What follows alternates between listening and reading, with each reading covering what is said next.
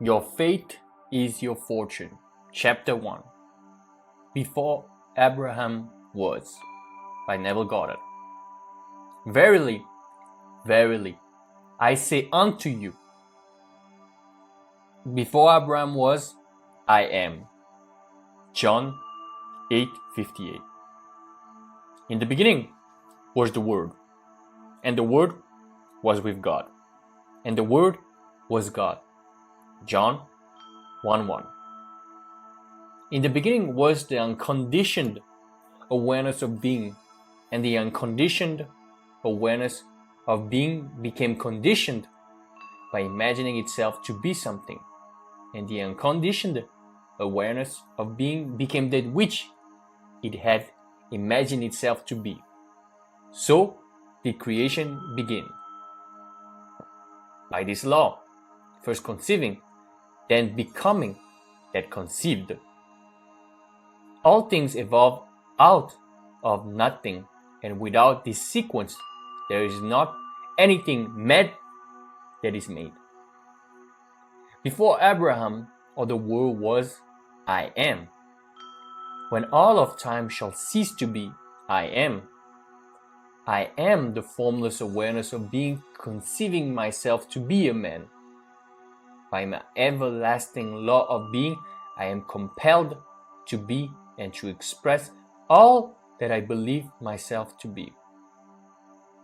I am the eternal nothingness, containing within me, my formless self, the capacity to be all things. I am that in which all my conceptions of myself live and move and have their being, and apart from which they are not. I dwell within every conception of myself. From this withinness, I ever seek to transcend all conceptions of myself by the very law of my being. I transcend my conceptions of myself only as I believe myself to be that which does transcend. I am the law of being, and beside me there is no law. I am that I am. End of the chapter. This is a very short chapter, but a very important one, nonetheless. I think there might be a lot of confusion when it comes to what it means when we say, when Neville Goddard say, I am.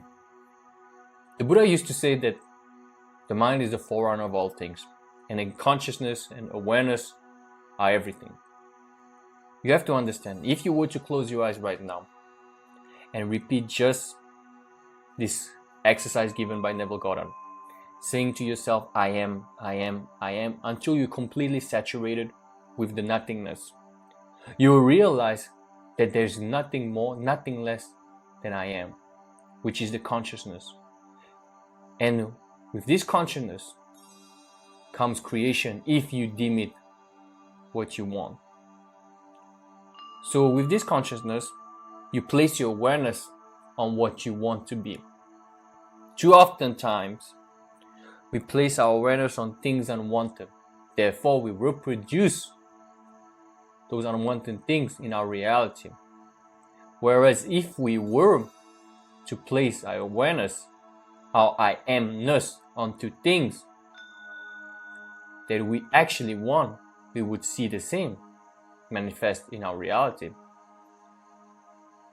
When we come to the discovery of the law of assumption, the teachings of Neville Goddard, and the liking, we realize that we have been seeing too often the I am, and what followed I am were things unbeknownst to us, because we were not aware of what followed the I am in our old conversations.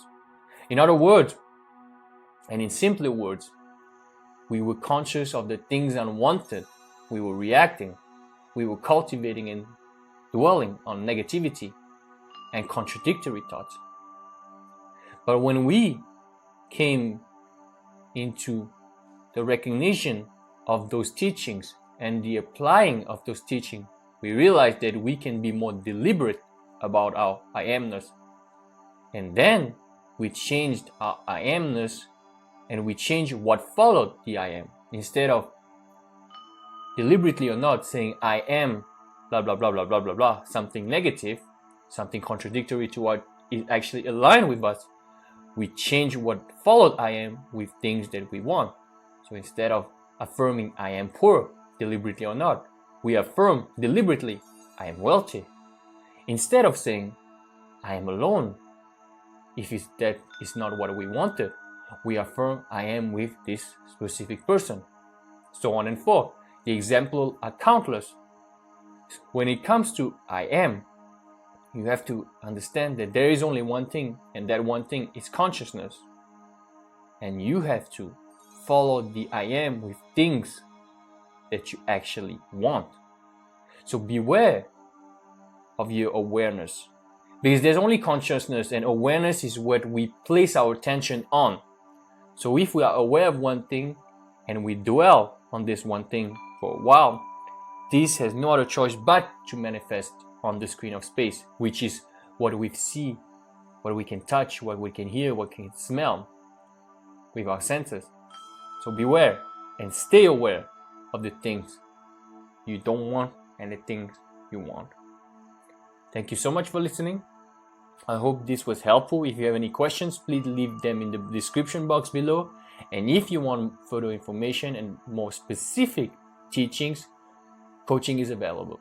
Thank you so much, and I'll talk to you soon.